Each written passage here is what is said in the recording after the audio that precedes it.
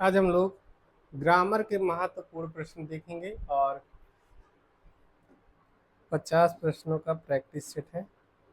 इससे पहले कई प्रैक्टिस सेट हम लोग देख चुके हैं, 10 हो चुके हैं, ये 11वां प्रैक्टिस सेट रहेगा।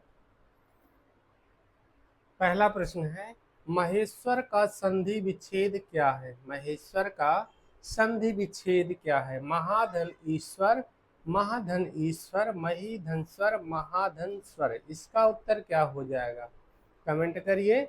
महेश्वर का सही संधि विच्छेद क्या हो जाएगा? तो उत्तर हो जाएगा महाधन ईश्वर। यदि पूछता है महेश्वर में कौन सी संधि होगी तो इसका उत्तर क्या हो जाएगा? इसका उत्तर कमेंट करिए। महेश्वर में कौन सी संधि होती है? तो उत्तर हो जाएगा गुण स्वर संधि। ठीक है, गुण स्वर संधि। एक प्रश्न और पूछा जाता है कि संधि कितने प्रकार की होती है? संधि कितने प्रकार की होती है? तो संधि 3 प्रकार की होती है। ठीक है, पहला है स्वर संधि, दूसरा है व्यंजन संधि और तीसरा है विसर्ग संधि। ठीक है, तो ये भी प्रश्न पूछा जाता है। अगला प्रश्न है, प्रत्युपकार शब्द में कौन सी संधि है? यड़ संधि, गुण संधि, दीर्घ संधि या अयादि संधि। इसका उत्तर क्या हो जाएगा? पहले इसका संधि विच्छेद करते हैं। तो संधि विच्छेद क्या हो जाएगा? प्रतिधन उपकार, प्रतिधन उपकार, ये इसका संधि विच्छेद हो गया। ठीक है, तो ई प्लस उ, ये क्या हो जाएगा? ई या में बदल गया और हो गया प्रत्युपकार। ठीक है, तो ये बन गया। इसमें कौन सी संधि हो जाएगी? तो जहां पर ई की जगह या ई के या उ का वा होगा वहां पर कौन सी संधि होती है? इसका उत्तर क्या हो जाएगा? कमेंट करिए। तो जहां पर ई का या उ का वा होता है वहां पर यड़ संधि होती है। ठीक है, अगला प्रश्न, पंचानन, 5 है आनन यानी मुख जिसके अर्थात हनुमान या शिव में कौन सा समास है? बहुव्रीहि समास, द्विगु समास, कर्मधारय समास या तत्पुरुष समास। इसका उत्तर क्या हो जाएगा? पंचानन 5 है आनन या मुख जिसके अर्थात हनुमान या शिव में कौन सा समास हो जाएगा? तो उत्तर हो जाएगा बहुव्रीहि समास। बहुव्रीहि समास क्यों हो गया? बहुव्रीहि समास में क्या होता है? तो बहुव्रीहि समास में ना पूर्व पद प्रधान होगा, ना तो पूर्व पद की प्रधानता रहेगी और ना ही उत्तर पद की प्रधानता रहेगी, बल्कि दोनों मिल करके किसी अन्य पद यानी तीसरे पद की ओर इशारा या संकेत करेंगे। तो यहाँ पर हनुमान या शिव की तरफ इशारा हो रहा है, अन्य पद की इशारा हो रहा है, तो यहाँ पर क्या हो जाएगा? बहुव्रीहि समास। द्विगु समास में क्या होता है? उसमें समूह या समाहार का बोध होता है। ठीक है, द्विगु समास में पहला जो पूर्व पद होगा क्या होगा? संख्यावाची विशेषण होगा और समूह या समाहार का बोध कराएगा। ठीक है, इसमें पूर्व पद की प्रधानता रहेगी और पूर्व पद जो रहेगा संख्यावाची रहेगा। ठीक है, संख्यावाची रहेगा। कर्मधारय समास में विशेषण विशेष या उपमेय उपमान का संबंध रहेगा। विशेषण विशेष या उपमेय उपमान का संबंध होता है। तत्पुरुष समास में उत्तर पद की प्रधानता रहेगी। ठीक है, ये भी याद रखिएगा, उत्तर पद की प्रधानता रहेगी और कारक चिन्ह का लोप रहेगा। अगला प्रश्न, सुख दुख शब्द में कौन सा समास है? द्वंद्व समास, द्विगु समास, अव्ययी भाव समास या कर्मधारय समास। तो सुख दुख में कौन सा समास हो जाएगा? सुख दुख जिस समास में दोनों पद यानी पूर्व पद और उत्तर पद दोनों की प्रधानता रहेगी वहां पर क्या होता है? वहां पर द्वंद्व समास होता है। ठीक है, जहां पर दोनों की प्रधानता रहेगी वहां पर द्वंद्व समास। अगला प्रश्न, अतिवृष्टि शब्द में किस उपसर्ग का प्रयोग हुआ है? अति, वृष्टि, आत या प्रति। इसका उत्तर क्या हो जाएगा? उपसर्ग कौन सा लगा हुआ है अतिवृष्टि में, इसका उत्तर क्या हो जाएगा? तो उत्तर हो जाएगा अति। इसको अलग अलग करेंगे तो क्या शब्द बनेगा? अति धन वृष्टि। ठीक है, तो यहाँ पर अति उपसर्ग मिल गया है, हो गया है अतिवृष्टि। अगला प्रश्न, बचपन शब्द किस प्रत्यय का प्रयोग हुआ है? बचपन शब्द में किस प्रत्यय का प्रयोग हुआ है? एक बात और ध्यान दीजिएगा, उपसर्ग जो होते हैं किसी शब्द के पहले लगते हैं और प्रत्यय जो होते हैं किसी भी शब्द के बाद में लगते हैं। ठीक है, तो उपसर्ग जो है पहले लगेगा और प्रत्यय जो होता है यह शब्द के बाद में लगता है। इसको भी याद रख लीजिएगा क्योंकि ये भी प्रश्न पूछ लेता है।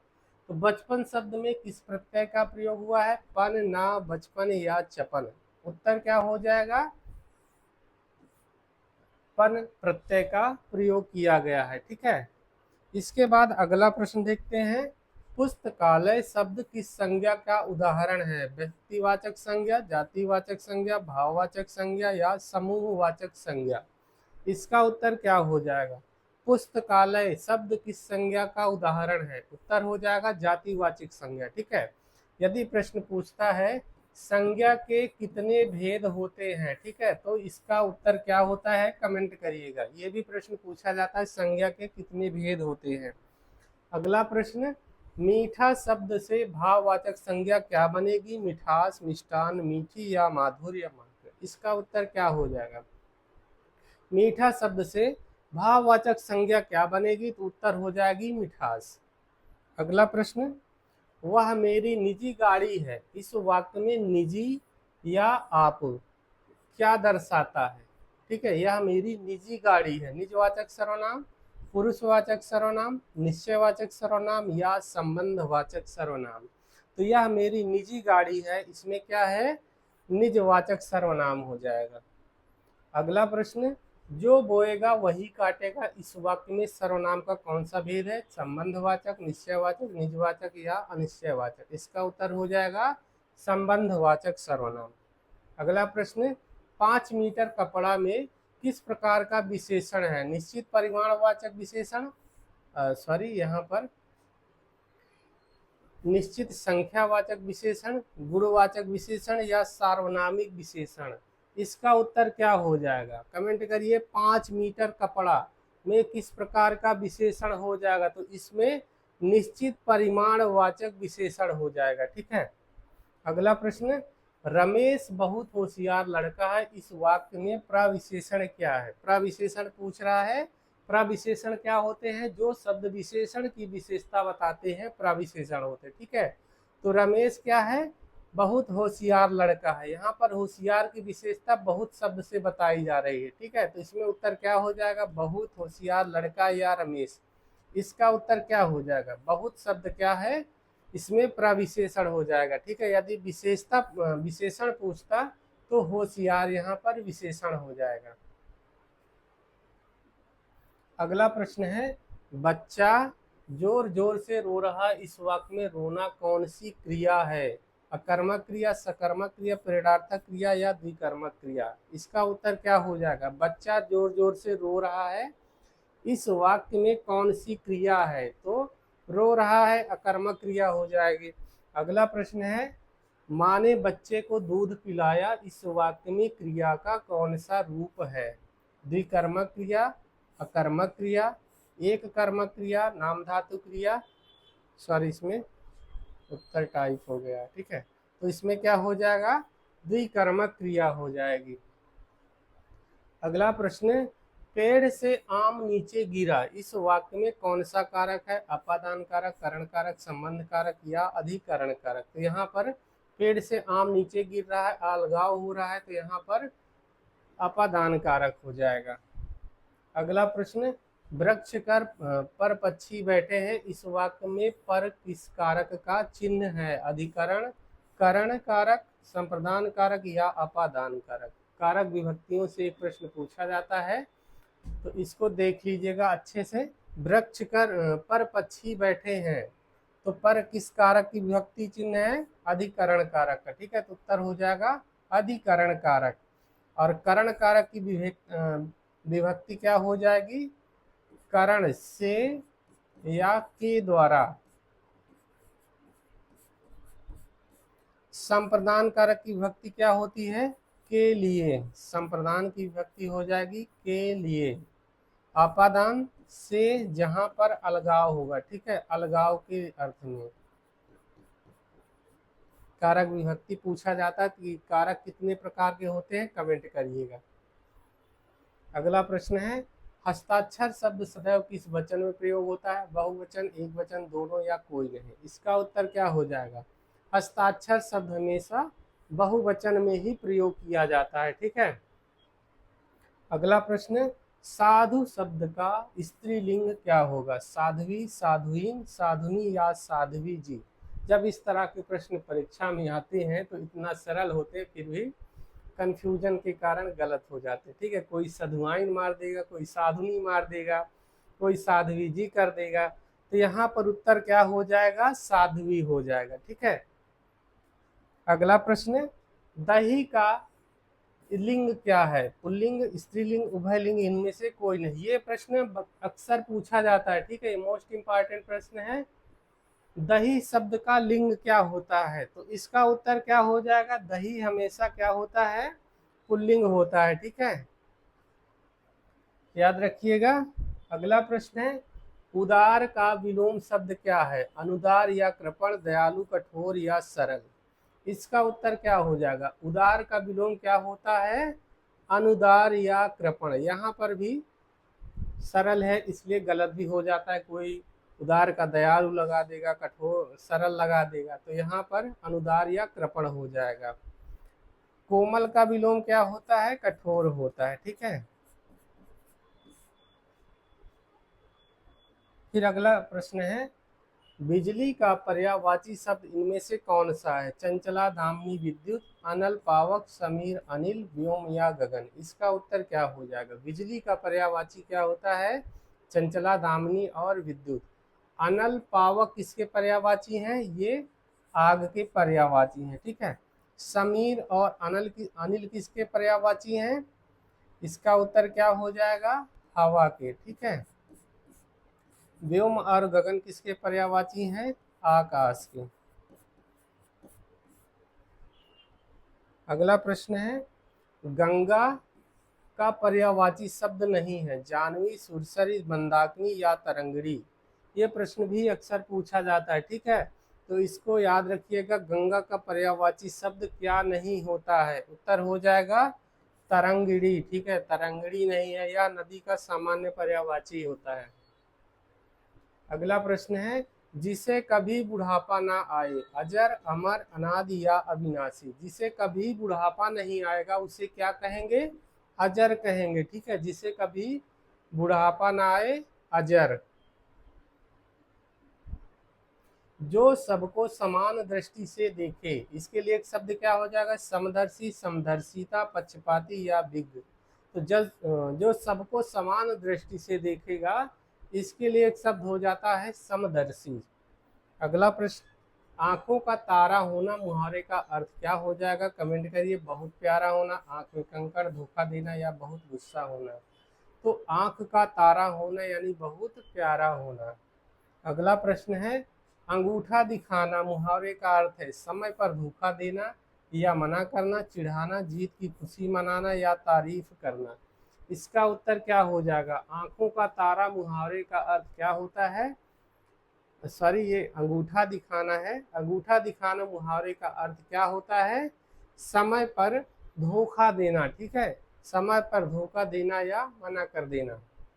अगला प्रश्न, सज्जन का सही संधि विच्छेद क्या है? सत धन जन, व्यंजन संधि, सज धन जन, सद धन जन, सत धन जन? इसका उत्तर क्या हो जाएगा? सज्जन का सही संधि विच्छेद क्या है? उत्तर हो जाएगा सत धन जन। ये व्यंजन संधि है। ठीक है, ये भी प्रश्न पूछा जाता है। नयन में कौन सी संधि है? अयादि संधि, ने धन अन, यड़ संधि, गुण संधि या दीर्घ संधि? नयन में कौन सी संधि हो जाएगी? उत्तर हो जाएगा अयादि संधि, इसका विच्छेद क्या हो जाएगा, ने धन अन हो जाएगा। ठीक है। प्रत्येक शब्द में कौन सा समास है, अव्ययी भाव समास, तत्पुरुष समास, कर्मधारय समास या द्विगु समास। इसका उत्तर क्या हो जाएगा, प्रत्येक शब्द में कौन सा समास हो जाएगा, अव्ययी भाव समास हो जाएगा। ठीक है। अव्ययी भाव समास में क्या होता है, इसमें पूर्व पद की प्रधानता रहती है और समस्त पद जो रहता है अव्यय की तरह कार्य करता है। इसके अन्य उदाहरण भी देख लेते हैं, जैसे यथाशक्ति, ये भी अक्सर पूछा जाता है। ठीक है। यथाशक्ति, यथाक्रम,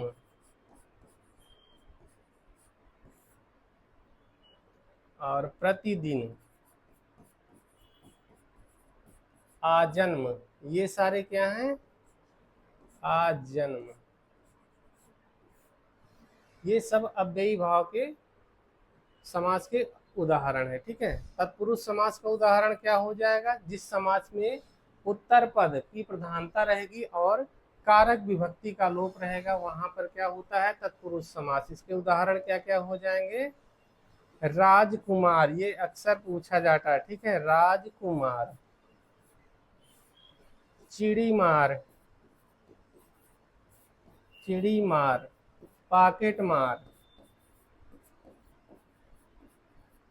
और गगनचुंबी, ये सारे क्या हैं, तत्पुरुष समास के उदाहरण है। ठीक है। कर्मधारय समास, जिस समास में पूर्व पद और उत्तर पद में विशेषण विशेष या उपमेय उपमान का संबंध होता है, वहां पर कर्मधारय समास होता है। इसके उदाहरण देख लेते हैं, नील कमल, नील कमल, फिर है नील गगन, ये सब क्या है, कर्मधारय समास के उदाहरण। ठीक है। द्विगु समास देख लेते हैं, जिस समास में पूर्व पद संख्यावाची होगा और समूह या समाहार का बोध कराएंगे, द्विगु समास हो जाएगा। इसका उदाहरण हो जाएगा तिरंगा, इसमें समूह या समाहार का बोध होता है। ठीक है। और इसी तरह है, तिरंगा हो गई, चौराहा है, चारपाई, ये सारे क्या हैं, द्विगु समास के उदाहरण हो जाएंगे, तो इनको भी याद रखिएगा। अगला प्रश्न है, नील कमल में कौन सा समास है, कर्मधारय समास, नीला है जो कमल, बहुव्रीहि समास, द्विगु समास या तत्पुरुष समास। उत्तर क्या हो जाएगा, कर्मधारय समास, नीला है जो कमल। अभिमान शब्द में किस उपसर्ग का प्रयोग हुआ है, अभिमान, आ या हा, अभिमान शब्द में किस उपसर्ग का प्रयोग किया गया, तो उत्तर हो जाएगा अभि उपसर्ग। ठीक है। उपसर्ग क्या होते हैं, ऐसे शब्दांश जो किसी भी शब्द के पूर्व में लगकर उसके अर्थ में परिवर्तन कर देते हैं, उपसर्ग होते हैं। तो यहाँ पर अभि उपसर्ग का प्रयोग हुआ है। ठीक है। और प्रत्यय क्या होता है, प्रत्यय किसी भी शब्द के बाद में लगते हैं। ठीक है। अगला प्रश्न है, वीरता शब्द में कौन सी संज्ञा है, भाववाचक संज्ञा, जातिवाचक संज्ञा, व्यक्तिवाचक संज्ञा या समूहवाचक संज्ञा। इसका उत्तर क्या हो जाएगा, वीरता क्या है, भाववाचक संज्ञा है। संज्ञा के कितने भेद होते हैं, इसका उत्तर कमेंट करिएगा। ठीक है। संज्ञा के कितने भेद होते हैं। अगला प्रश्न, जैसी करनी वैसी भरनी, इस वाक्य में सर्वनाम का कौन सा रूप है, संबंधवाचक, निश्चयवाचक, निजवाचक या पुरुषवाचक। उत्तर हो जाएगा संबंधवाचक। अगला प्रश्न है, यह बहुत मीठा आम है, इस वाक्य में प्रविशेषण शब्द क्या है, बहुत मीठा आम या यह। तो यहाँ पर बहुत जो है प्रविशेषण हो जाएगा। अगला प्रश्न, शायद आज बारिश हो, यह वाक्य किस काल का है, संभाव्य भविष्यत काल, सामान्य भविष्यत काल, संदिग्ध वर्तमान या सामान्य वर्तमान। तो शायद आज बारिश हो, तो क्या हो जाएगा, संभाव्य भविष्यत काल हो जाएगा। ठीक है। फिर अगला प्रश्न है, पेड़ से पत्ते गिरते हैं, इस वाक्य में कारक है, अपादान कारक, करण कारक, कर्म कारक या संप्रदान कारक। तो पेड़ से पत्ते गिर रहे हैं, अलगाव हो रहा है, तो यहाँ पर अपादान कारक हो जाएगा। कारक विभक्ति देख लेते हैं, अपादान कारक की विभक्ति क्या हो जाएगी, से अलगाव के अर्थ में। ठीक है। अलग होने के अर्थ में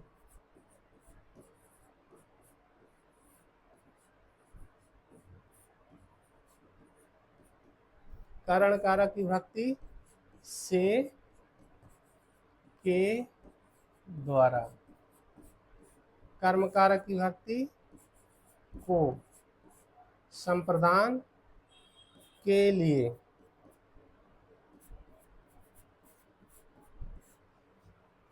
फिर अगला प्रश्न है प्राण और आंसू शब्द सदैव किस वचन में होते हैं? बहुवचन, एक वचन, दोनों या कोई नहीं?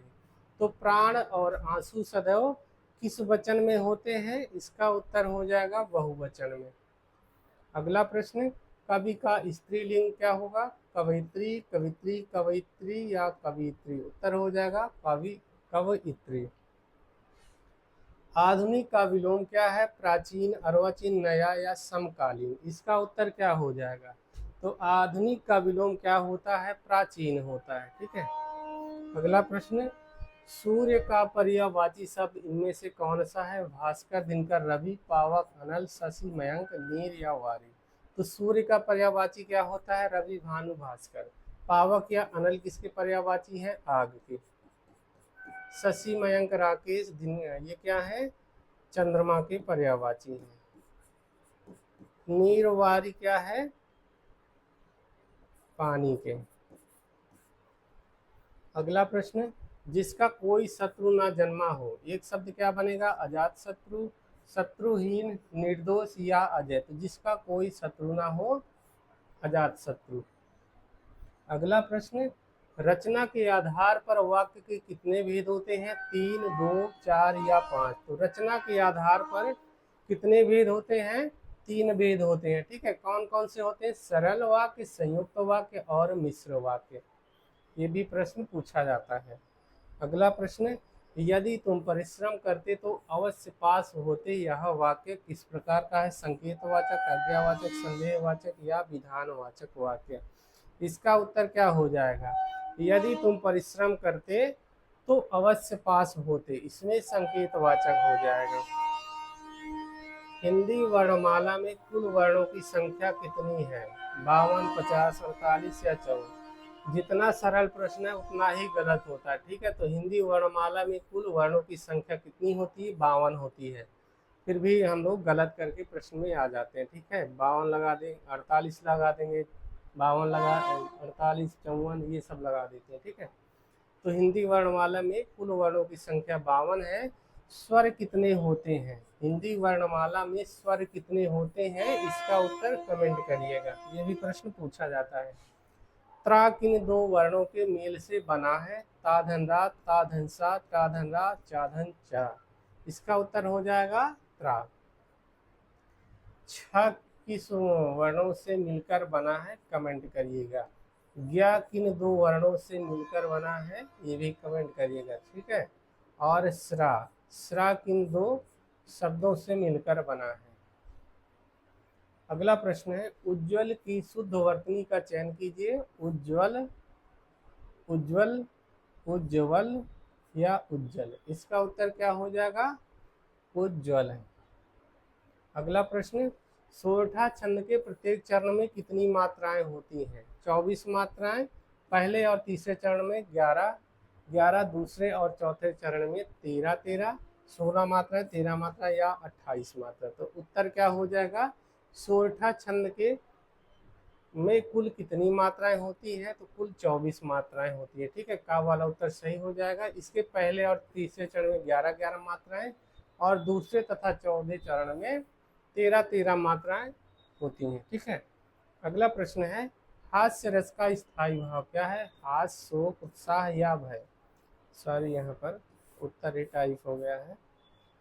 उत्तर हो जाएगा हास्य। ठीक है। शोक किसका स्थायी भाव है? कमेंट करिएगा। उत्साह किसका स्थायी भाव? ये भी कमेंट करिएगा। और भय किस रस का स्थायी भाव है? ये भी कमेंट करिएगा। अस्पताल शब्द में किस शब्द से, अस्पताल शब्द किस भाषा से लिया गया है? अंग्रेजी, फ्रांसीसी, पुर्तगाली या अरबी? इसका उत्तर क्या हो जाएगा? अस्पताल शब्द किस भाषा से लिया गया शब्द है? उत्तर हो जाएगा हॉस्पिटल। यानी अंग्रेजी से। ठीक है, अगला प्रश्न है, चतुर्भुज में मुख्य रूप से कौन सा समास होता है जब भगवान विष्णु का बोध हो? तो यहाँ पर बहुव्रीहि, द्विगु या कर्मधारय अथवा द्वंद्व, कौन सा उत्तर हो जाएगा?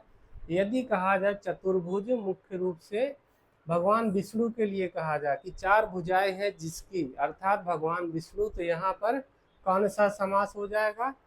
बहुव्रीहि समास हो जाएगा। ठीक है, 50 प्रश्न इस प्रैक्टिस सेट में थे, ध्यान से देखिएगा। रिपीट प्रश्न है, कई सारे प्रश्न बहुत महत्वपूर्ण है, उनको रिपीट किया जा रहा है जिससे याद हो जाए। ठीक है।